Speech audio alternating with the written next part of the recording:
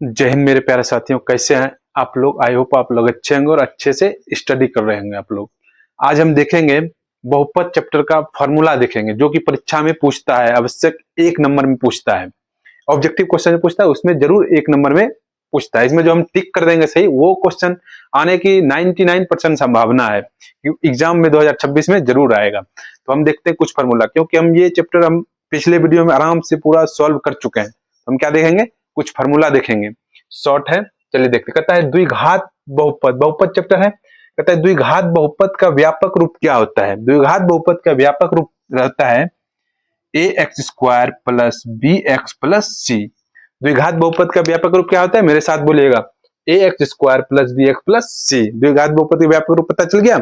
अब अगला देखते हैं, द्विघात बहुपद के कितने शून्यक होते हैं। द्विघात बहुपद के कितने शून्यक होते हैं। 2 घात पूछ रहा है, शून्य कितना होगा, 2। कितना शून्यक होता है, 2 शून्यक होता है। कौन कौन सा होगा, एक अल्फा हो जाएगा, एक क्या हो जाएगा, बीटा हो जाएगा। पता चल गया आपको। अगला कहता है एक घात वाले बहुपद को क्या कहते हैं। एक घात वाले बहुपद को क्या कहते हैं, रैखिक बहुपद। ये जरूर पूछता है ऑब्जेक्टिव में, बाद में मैं टिक कर दूंगा सही में। इसको क्या बोलेंगे, रैखिक बहुपद। क्या बोलेंगे, रैखिक बहुपद। एक घात वाले बहुपद क्या बोलते हैं, रैखिक बहुपद बोलते हैं। गुड। अगला कहता है त्रिघात बहुपद के कितने शून्य होते हैं। त्रिघात बहुपद नाम सुन के पता चल जाता है। त्रिघात बहुपद के कितना शून्य होगा, 3 शून्य हो गया। कितना हो गया, 3। कौन कौन सा होता है, एक अल्फा होता है, एक बीटा होता है, एक गामा होता है। अगला देखिएगा, अगला कहता है द्विघात बहुपद के शून्यक का योग।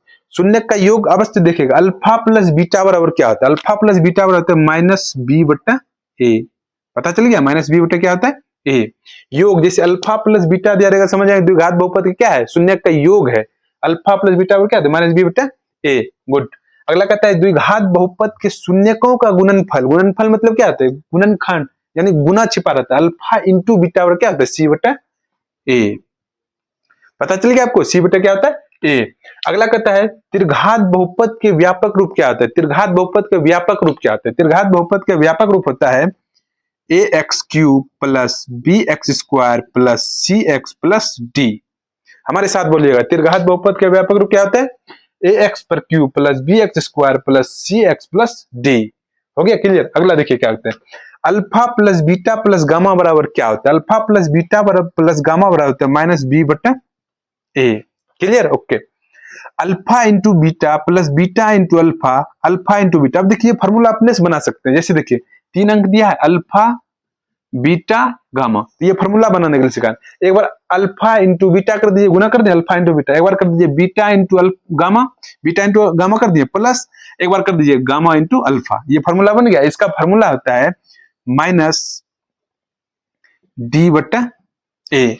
पता चल गया इसका फॉर्मूला क्या होता है, सॉरी इसका फॉर्मूला क्या होता है, डी बटा ए नहीं होता है। इसका फॉर्मूला होता है सी बटा ए। क्या होता है, सी बटा ए।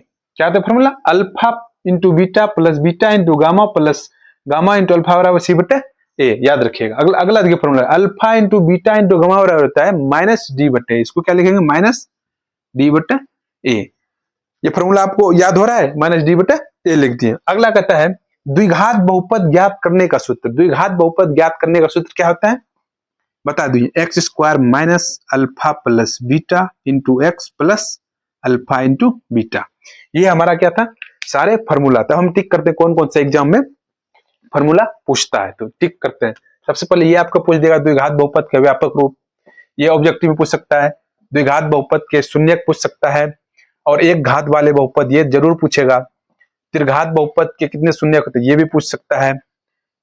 ये द्विघात बहुपद के शून्य का योग का फॉर्मूला पूछ सकता है। द्विघात बहुपद के शून्य गुणनफल का फॉर्मूला पूछ सकता है, और ये वाला फॉर्मूला पूछ सकता है, alpha plus beta plus gamma बराबर, और अल्फा इंटू बीटा इंटू जो है फॉर्मूला ये पूछ सकता है, और ये पूछ सकता है। ये मोस्ट इंपोर्टेंट 2026 के लिए, ये आपको ऑब्जेक्टिव में जरूर पूछ सकता है। इसमें से 3 नंबर का फिक्स है ऑब्जेक्टिव में, किसी तरह पूछे आपको जरूर पूछेगा। ये वीडियो ज्यादा शेयर कीजिए ताकि सारे बच्चों को मदद मिल सके, और अपना 100% दीजिए पढ़ाई में। आपको 95 नंबर से प्लस आएगा मैथ में। ऑलरेडी जितने वीडियो हम डालें उसको आराम से देखिए, और आराम सॉल्यूशन, एक बार नहीं 2 बार 3 बार सॉल्यूशन कीजिए, तो आपको जरूर सारे सवालों का सॉल्यूशन मिल जाएगा। तो इस वीडियो को ज्यादा लाइक और शेयर कीजिए, और ज्यादा अगर सवाल समझ नहीं तो कमेंट करके जरूर पूछिए। थैंक यू, जय हिंद।